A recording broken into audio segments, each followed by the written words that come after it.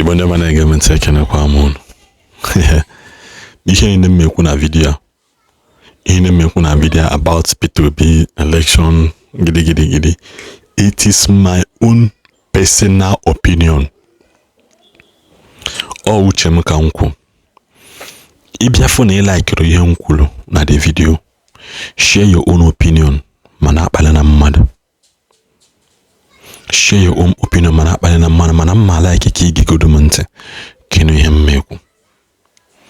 Because in my own opinion, Peter Obi am winning this election. I am not only my first time, that is my second time or my third time. I am repeating it now with fact. I am repeating it with fact. Now you're screaming again now. I like from the way Peter Obi siya sunda Hausa na walacha hike. The Hausa cannot and will never be trusted when it comes to politics. I know politics kita so munga kana agwa gina na the Hausa nobody can trust them when it comes to politics. Nekwa anya ọzọ ha ye big crowd akalia anetili gị mkpu. Iwọcha those crowd kedu ihe me ha yichi okpukwo nkwoso. Ha yi okpukwo nkwoso na gịnị na celebrate na march ka ha wee mee ke gịnị wee na empower onwe ha.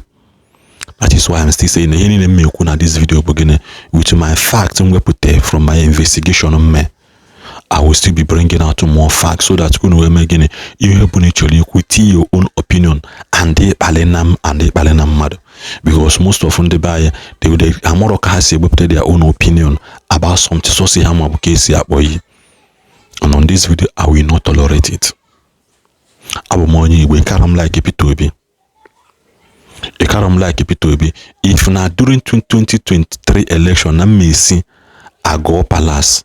More the distance from Ago Palace to Egbe, I'm not my PVC just to make sure and vote to Peter Obi. I don't think any of you can do that. Because I'm my own moving from north to Lagos. I just drop one if I have to go to Egbe, close to Dangote refinery can just here. I was so full of joy. Election, vote to election of more from Matulu Yanese. So with all these things in natural now Peter Obi will not win election. It is my own personal opinion and from the things that I am seeing. Now let us dive into the game proper. Now you're scream again. This young man in Afreba Fiabo Nasiru Rufai Gawuna, and I say that he has left APC to join ADC. Can you hear me? What happened APC call we join our ADC? But the rumor na fly. Somebody like me Wesuke can now watch Nanya. Why now watch the Nanya? Owelu na Abani, this young man land na Kano State Airport. Na Abani. On the 30th of March 2026, this young man landed na airport in Abani. Guess what he did? He went and paid courtesy visit to Kwankwaso Nima Abania. He went and paid courtesy visit to Kwankwaso Nabania. This is somebody Mubu former vice governor of Kano State. This is somebody with political appointment under Tinubu in APC. Kedi Honalo, let me show you people a little bit of history of this man. Basically, na mortgage bank. Particularly the Federal Mortgage Bank of Nigeria (FMBN) are highly important in Nigeria political and economic policy because they serve as a key instrument for implementing government housing policies, stimulating the construction factors and managing the National Housing Fund (NHF). While they do not decide particularly politics, they are central to political economy of housing which used by government to demonstrate tangible progress, provide social amenities for public servants and create jobs. This is somebody that occupied this vital position. We can drop wire we nweke we gini we nweke we alacha kwa nkoso ike kan Peter Obi sieme Now we begin to connect the dots together, my brother. Do you think na Peter Obi win primary in the ADC? See, what is na Peter Obi win primary in the ADC? Do you think na power ya biaka? Kaide echefukwana na this country in 2003. In 2003 ka Ojukwu zol election ọgba third. In 2023 Peter Obi zol election gba second. And I put the dots together. I'm trying to bring you somewhere. I am trying to bring you somewhere. Then we make election in 2007. Guess what? Ojukwu wee gba close to number 1, 2, 3, 4, 5, 6. Ojukwu wee gba number 6. That is how ruthless ndasu ebuchi ya Ojukwu azụ. Ka we nwee ike gịnị kill his morale towards election. We ebuchi ya to number 6. Mgbe Buhari na-agba second in all the whole election niile ọ na-atọ, ọ ndị Igbo ka o ji mere vice president, including the late Chigbo Ọkadigbo. Buhari used her as presidential candidate vice president mgbe ọ na-azọ in 2003. Buhari used Ọkadigbo wee zọọ wee gbaa second. Mgbe Ojukwu gba 6, ma Ojuzo Kalu ha, ma other people they contest. Look at the people Ojukwu challenge mgbe nke nna agwụrụ nna agbepụtele unu.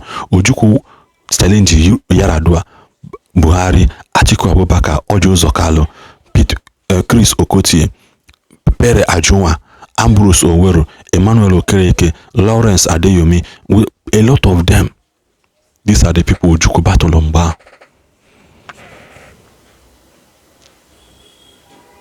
Ojukwu battle despite doing all the campaigning on me. Get happy to be waging a lachanda no week. Now let me show you a map. Now this map and show you signal. Here about result 2023 general election. 2023 general election. Peter Obi gba third. Akwakulu na afọ imekwa mistake mgbe mso na Peter Obi gba second. Peter Obi gba third. Which is some more onye sweep with the whole of Lagos. Then nezi actually eme. Atiku nwe 6,900,000 votes. Peter Obi nwe 6,000,001. Kwankwaso nwe 1.4 million. So ha wee chọọ ka ha chịkọta this party niile ọnụ ka ha wee nwee ike wee face nwee Tinubu in the election on the ADC. That is their plan. Ka ha wee ka Atiku wee nwee ike drop ọ na-adịghị ka Atiku drop on how you Peter Obi that position, whereby that young man I have to go his position just to come and gene we na alacha Nkoso ike. Or do you think na Nkoso yekwe drop his vice presidential ambition for somebody like this Ligote? Kanya na Peter Obi we run wa president and vice. ADC ka emekwa primary, so don't be surprised that na mgbe primary sa yelu that na Nkoso ya drop ka this young man we Ligote. Do not be surprised, because if somebody can leave his position in this APC era, Ebehana milk and honey, we drop where we be pay Nkoso visit at night, then something is wrong somewhere. Something is seriously wrong somewhere. Yesterday came a rally and I said na David Mark na Rotimi Amechi and other people are trying to go ADC. It's not baka. Only everybody in Nigeria kwesịrị ịma ụdị Rotimi Amechi lolo. Rotimi Amechi lolo mgbe Buhari bata into power. These are the same work. This is the same work Wike lo ka Buhari ka Tinubu we bata into power. The odds they are against Peter Obi very, very well. Peter Obi should not go and dine and wine with these people. Let it work a liam and do not will like a hazo on her. Not will like a hazo on her. How will like a hapo chance handle? Only Hindu gume hamete how will he see her bulia? They should not use Peter Obi to come and do all those things. Nobody should use Peter Obi ka okpocha ha ka wee kpocha nsị ha nyụ. Not abụrụ ndị a na-atụkwasị isi during the election, especially n'ịbụrụ onye ọzọ. This game ha na-akwado ịpụta can only stain Peter Obi legacy because ndị ugwu enweghị ihere n'anya. Enweghị ihere n'anya. Ihe agwụji wepụta El-Rufai, Nuhu Ribadu, akwa Nuhu Ribadu ka Kwankwaso na all those people, and this man ka nwee ike ibupụta ego ha nwee ka ha wee zụọ election. Peter Obi don't know Chineke, my brother Peter Obi, biko do we love you, mana chala ndị Hausa, chala ha the game na a na hapịa ka apịnyụ anya because na ha forgot that no nwere onye ọzọ n'otu nwepụta ka Tinubu ha onye ahụ. Everybody including Kwankwaso decide no ya pụta for president. Ka Peter Obi bụrụ vice ya na Tinubu gbagacha. Kwankwaso regret ya onwe ya. Ya na Tinubu gbagacha, Kwankwaso regret ya onwe ya. Ihe Tinubu ji gbachigodi ya nkịtị izacha na Kwankwaso achọrọ ibupụta onwe as a frontliner.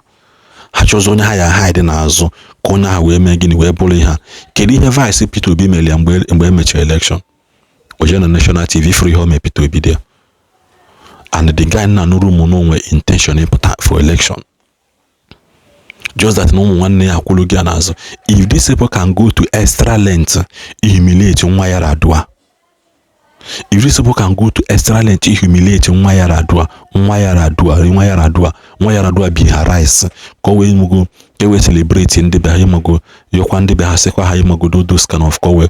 They went back put harass nwa ya Radua be ha na ha dị. To show you that no one get they are loyal to your lies. To show you that no one give also they have no be actually me. Ndugu cannot be trusted. My brother Peter Obi, this people cannot be trusted. That is my own humble opinion. Second, call the one.